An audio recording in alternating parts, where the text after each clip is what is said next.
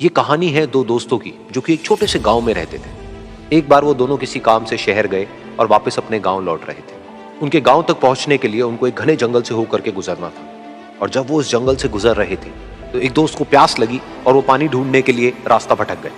थोड़ी ही देर बाद शाम हो गई और रात होने ही वाली थी। तो उन दोनों की नजर एक गुफा पे पड़ी जो कि पेड़ों से घिरी हुई थी चारों तरफ से। तो उन्होंने सोचा कि यही जगह ठीक है रात बिताने के लिए। तो दोनों ने कुछ लकड़ियां इकट्ठी करी, उस गुफा के अंदर गए और आग जला करके वहां पे बैठ गए।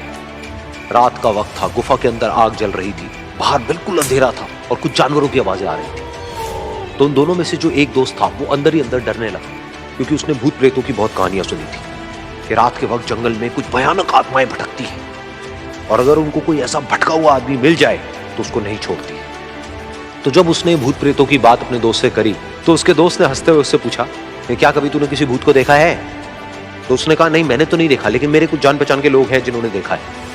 तो उसके दोस्त ने उसको समझाने की बहुत कोशिश करी कि यार ऐसी सुनी सुनाई बातों पर विश्वास नहीं करते हैं, अब तू सो जा और मुझे भी सोने दे, मुझे नींद आ रही। और इतना कह करके उसका दोस्त वहीं पर लेट गया और थोड़ी देर में सो गया। लेकिन वो जो अंदर से डरा हुआ था वो लेट तो गया लेकिन उसको नींद नहीं आ रही थी। उसको लग रहा था कि शायद यहां पर कहीं कोई है जो छुप करके कहीं से उसको देख रहा है।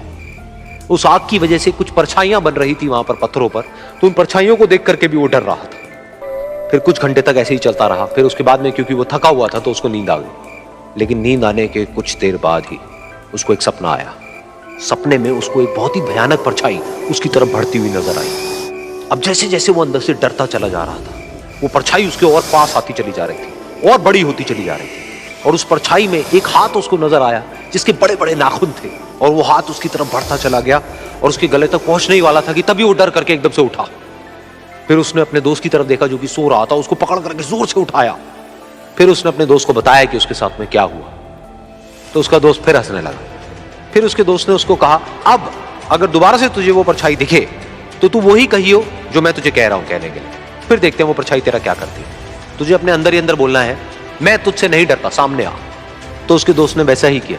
थोड़ी देर बाद दोबारा से उसको सपने में वही परछाई नजर आई और वो परछाई धीरे धीरे उसकी तरफ बढ़ने लगी। लेकिन इस बार वो उस परछाई से डरा नहीं, बल्कि अपनी पूरी हिम्मत जुटा करके उसने वही कहा, मैं तुझसे नहीं डरता, सामने आ। मैं तुझसे नहीं डरता, सामने आ। मैं तुझसे नहीं डरता, सामने आ। जैसे जैसे वो ये बोलने लगा वो परछाई छोटी होने लगी और उससे दूर होने लगी। वो बोलता रहा, वो परछाई छोटी होती रही और धीरे धीरे वो परछाई दिखनी बंद हो गई। बिल्कुल ऐसा ही हमारी जिंदगी में भी होता है। हमारे अंदर जितने भी डर है, उससे हम जितना डरते हैं हम उतना ही छोटे होते चले जाते हैं और वो डर उतने ही बड़े होते चले जाते हैं।